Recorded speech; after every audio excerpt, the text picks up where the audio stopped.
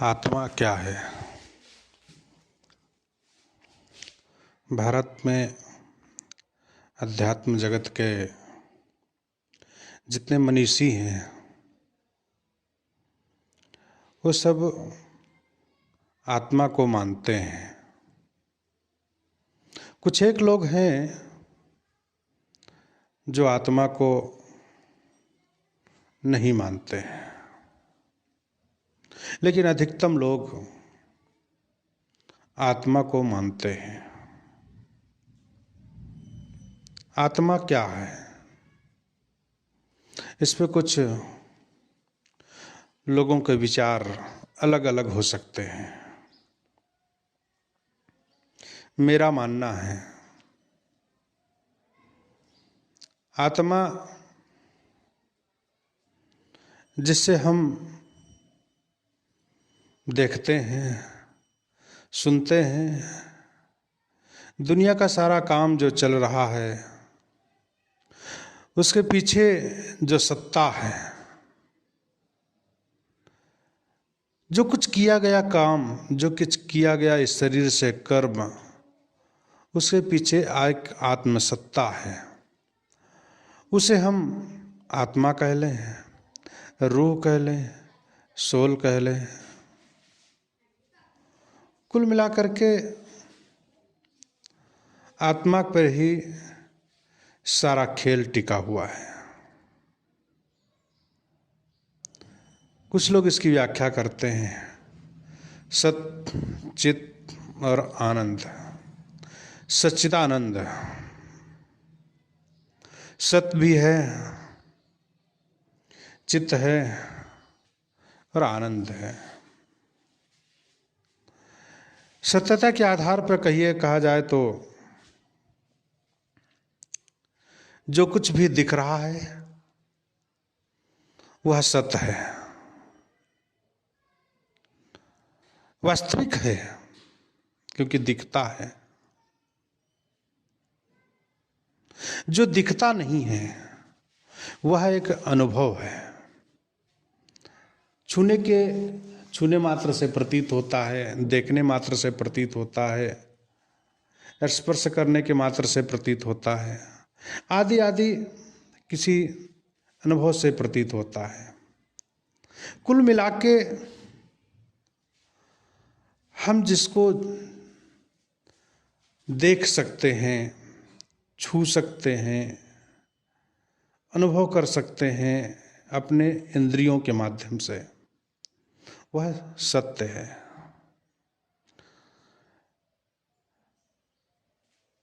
ऐसे ही सारी वस्तुएं हैं जितनी, वो सब सत्य हैं।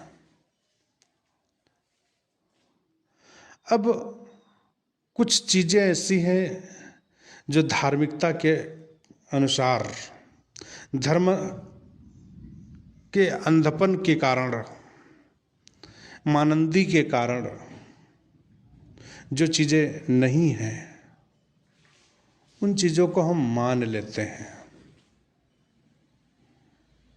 और मानना एक धर्मांधता है।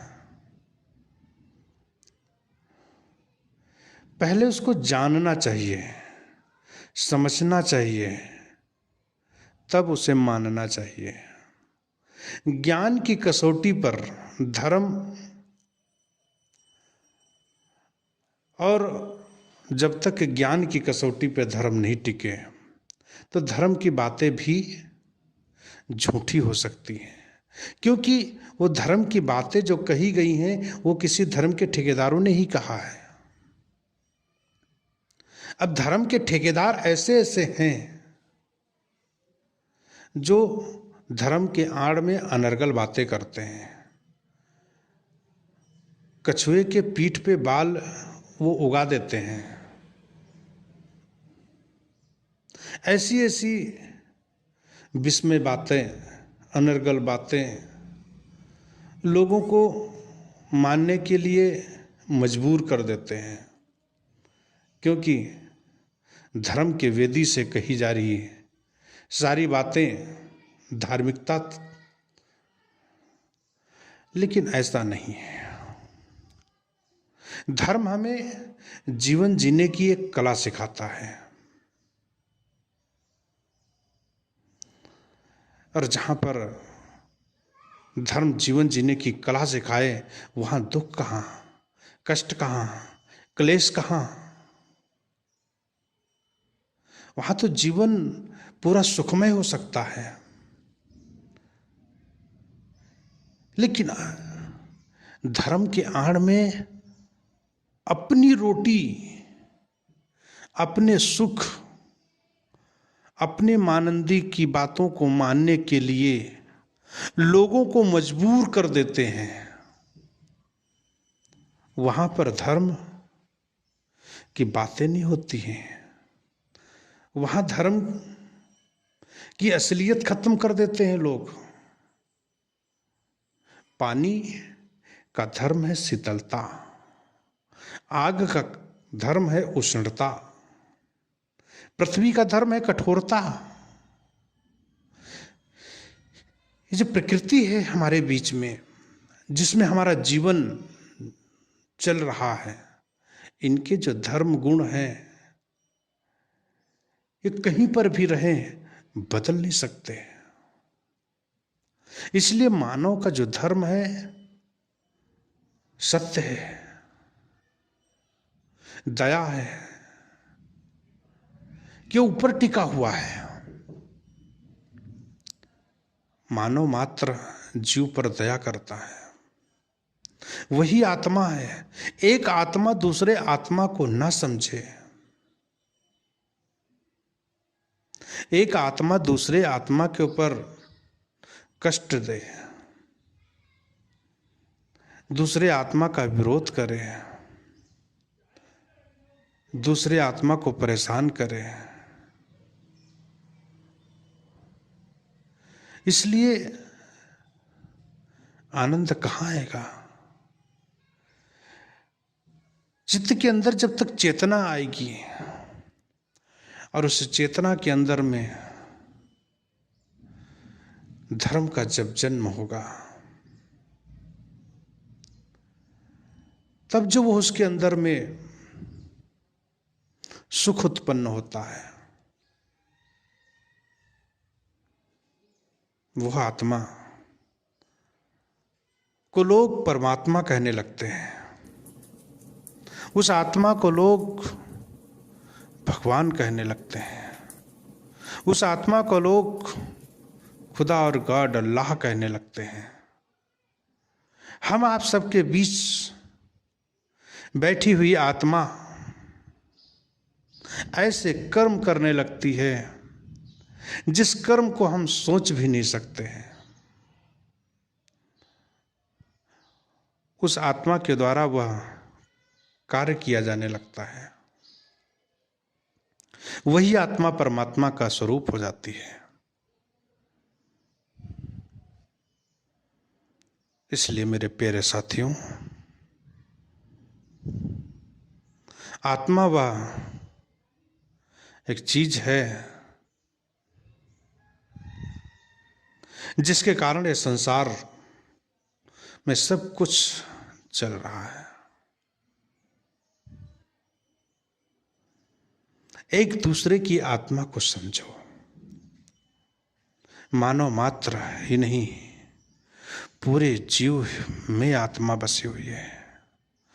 चल अचर जितने भी प्राणी मात्र हैं, जिसमें जानने, सुनने, समझने की शक्ति है, वहां पर आत्मा विराजमान है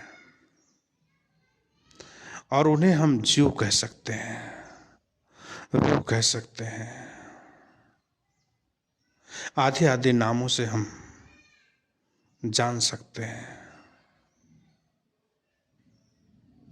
इसलिए आत्मा को समझो। आत्मा को आप लोग नहीं जाने हैं, आत्मा को नहीं समझे, जीव को नहीं समझे, कैसी धर्म, कैसी भक्ति, कैसा भजन, कैसा तुम्हारा मानव का शरीर। आपके द्वारा एक भी जीव न बनाया जा सकता है और न उसे जिंदा किया जा सकता है।